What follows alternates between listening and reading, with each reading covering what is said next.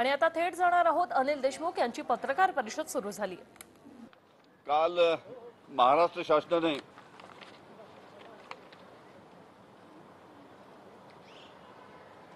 सीबीआयला जो पहिले महाराष्ट्रामध्ये येऊन इन्क्वायरी करण्याचा जो अधिकार होता,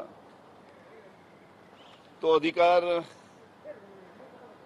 काल गृह खात्याने निर्णय घेतला की महाराष्ट्राच्या पूर्व परवानगीशिवाय सीबीआय महाराष्ट्रामध्ये चौकशी करू शकणार नाही, अशा पद्धतीचा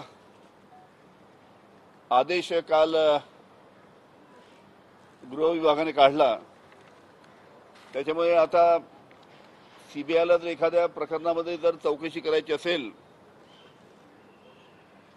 तर त्याला महाराष्ट्र शासनाची परवानगी घ्यावी लागेल, आणि जोपर्यंत महाराष्ट्र शासन परवानगी देत नाही तोपर्यंत सीबीआय त्याची चौकशी करू शकणार नाही।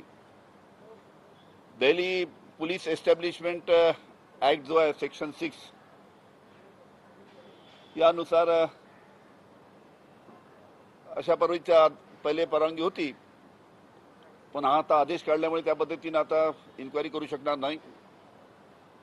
आपल्याला माहित आहे की गेल्या अनेक वर्षापासून जवळजवळ आता 1989 मध्ये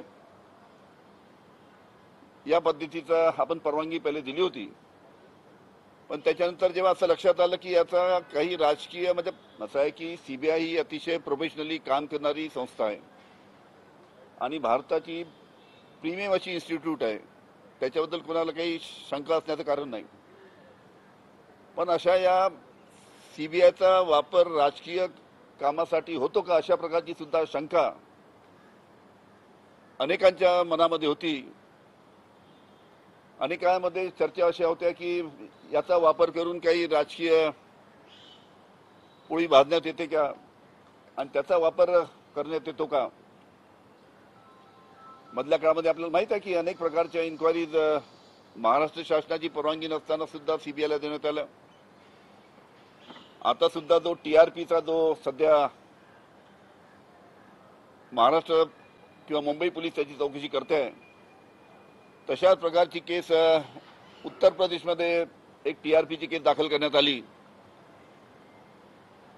आणि बहुतेक होऊ शकतं की पुढे मागे जर राजकीय दबाव आला असता तर पूर्ण केसेस एकत्र येऊन परत सीबीआयकडे तपास जाण्याची शक्यता त्यानिमित्तानं होती। त्यामुळे कसं आहे की मुंबई पोलीस, महाराष्ट्र पोलीस, आमच्या पोलिसांचा नाव लौकिक आपल्याला सर्वांना कल्पना आहे की आमच्या महाराष्ट्र पोलिसनी, आमच्या मुंबई पोलिसनी गँग वॉर संपवले, अतिरेक यांच्या कारवाया कमी केल्या, शूटआउटचे प्रकार कमी झाले।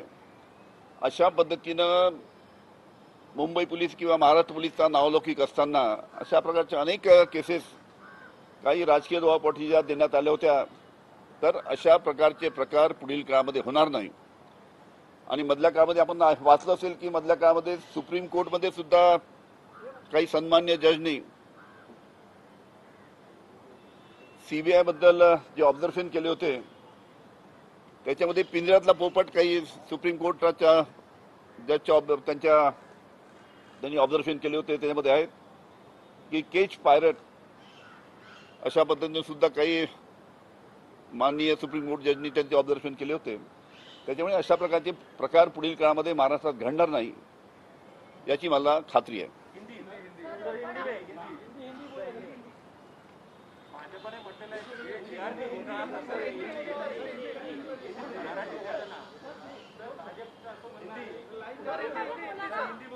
ऐसा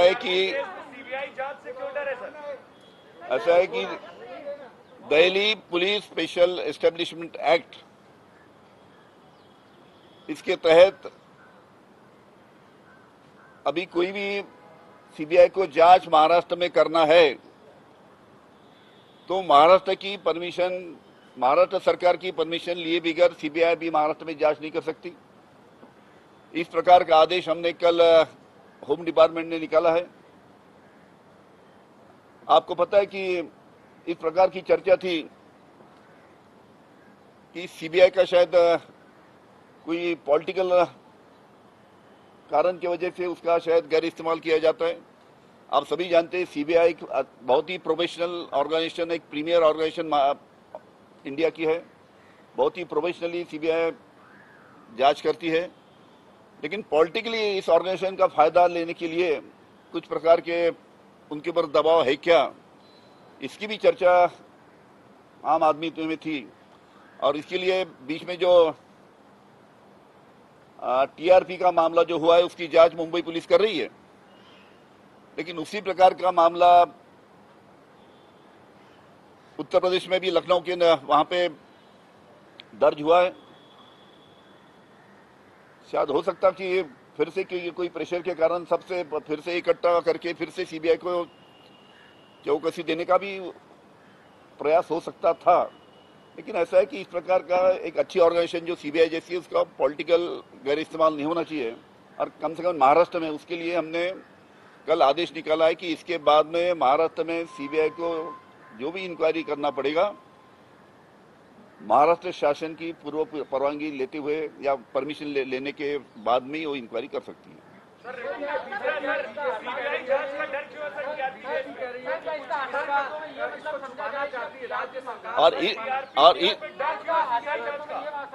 और इस प्रकार जैसे महाराष्ट्र में इस प्रकार का हमने आदेश निकाला, उसी प्रकार वेस्ट बंगाल हो, आंध्र प्रदेश हो, सिक्किम हो, काफी राज्यों में इसी प्रकार का, क्योंकि उनका भी यही मानना था कि इस प्रकार से सीबीआई के ऊपर प्रेशर आता है और इस प्रकार उनका गैर इस्तेमाल किया जाता है।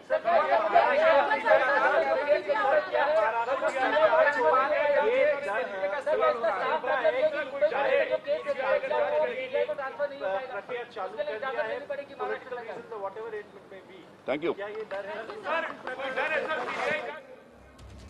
तर राज्य सरकारने आता सीबीआयला तपास दिला जाऊ शकतो। गृह खात्याने देखील सीबीआयला तपास दिला आणि सरकारच्या परवानगीशिवाय मात्र चौकशी होऊ शकत नाही असं त्यांनी स्पष्टपणे सांगितलेलं आहे।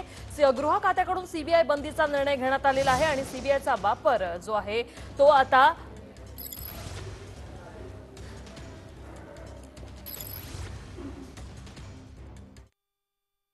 महाराष्ट्राच्या पूर्व परवानगीशिवाय सीबीआय महाराष्ट्रामध्ये चौकशी करू शकणार नाही अशा पद्धतीचा आदेश काल गृह विभागाने काढला। त्याच्यामुळे आता सीबीआयला जर एखाद्या प्रकरणामध्ये जर चौकशी करायची असेल